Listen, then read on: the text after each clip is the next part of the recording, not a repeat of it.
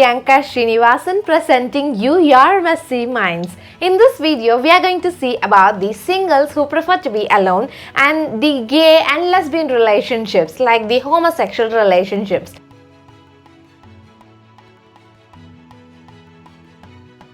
So before we move on to the content, I just want you all to say whether you support for the same-sex relationships and marriages.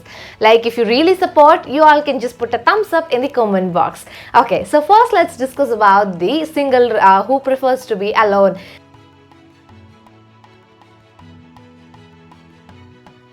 So most of the time, if you see nowadays, it has become a trend. In fact, like most of them, even in their 30s, they prefer to be alone.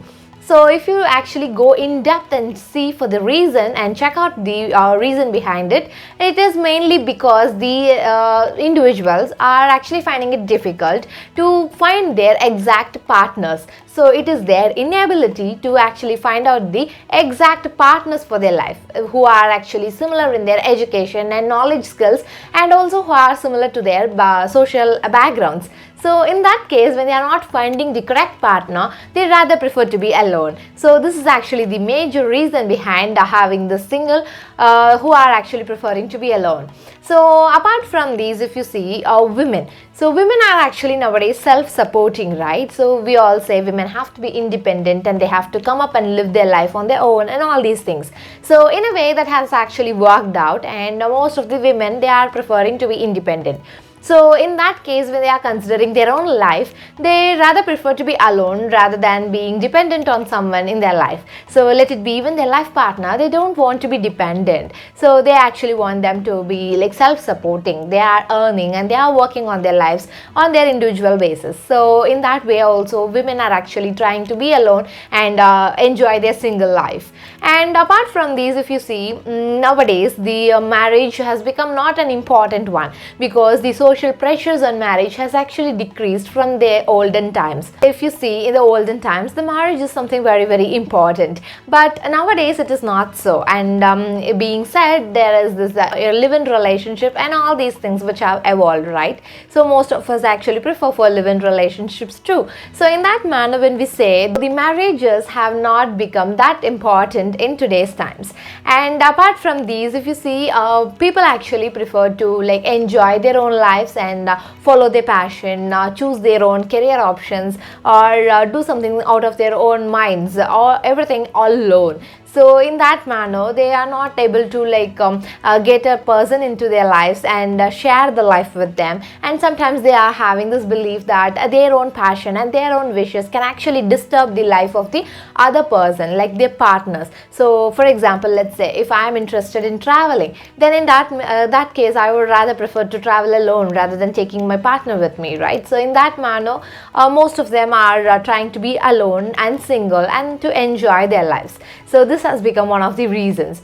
And apart from all these reasons, the major reasons that we can actually quote is like most of the individuals actually have this kind of enjoying the sexual freedom that they have got when they are being single. Instead of being committed to one single relationship, they rather become very freedom and independent in their sexual lives. And also, if you see, the individuals are preferring to be alone because they are enjoying the lifestyles, you know, like because if you are an individual, if you are a single person, then you need not ask permission for anything to happen in your life, right? Or you need not inform anything that has happened in your life to someone like your partner or someone like that. So in that way, they are enjoying the lifestyle, their own rules and their own life. So they prefer to be alone, and they are actually enjoying the singles life. Apart from all these reasons behind being single or being or preferring to be alone, the major concern for the individuals become the marriages, the fear for marriages, right? So most of them have actually seen their own examples, or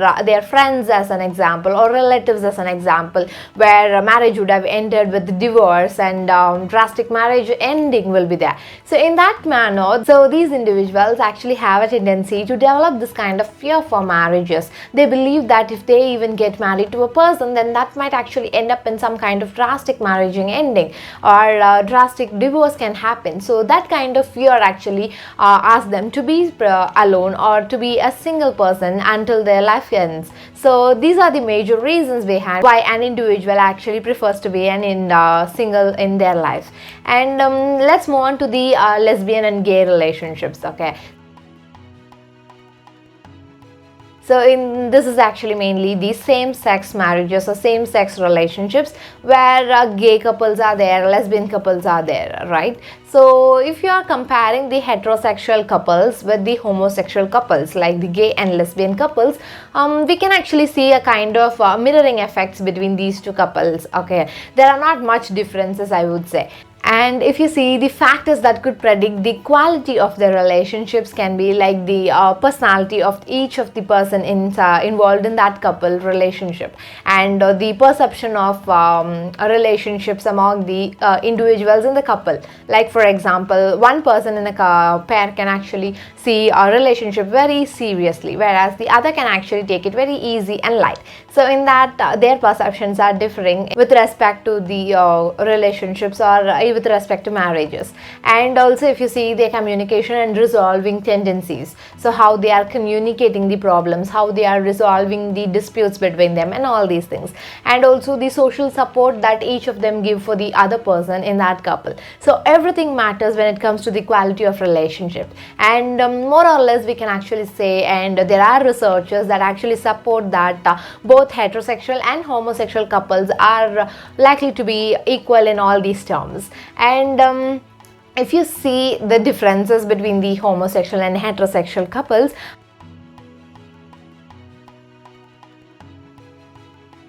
I can say that the homosexual couples are even more open in understanding, and sometimes even the sharing of the household chores.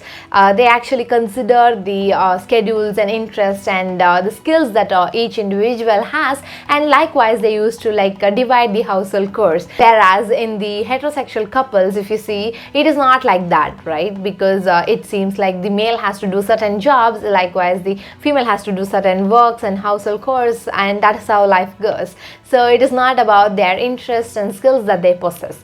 And also if you see the type of resolving the conflicts or communicating the disputes, that has become even more in a positive circle when compared to the heterosexual couples. So if you see, the homosexual couples sit down and sort out their problems in a positive manner when compared to the heterosexual couples.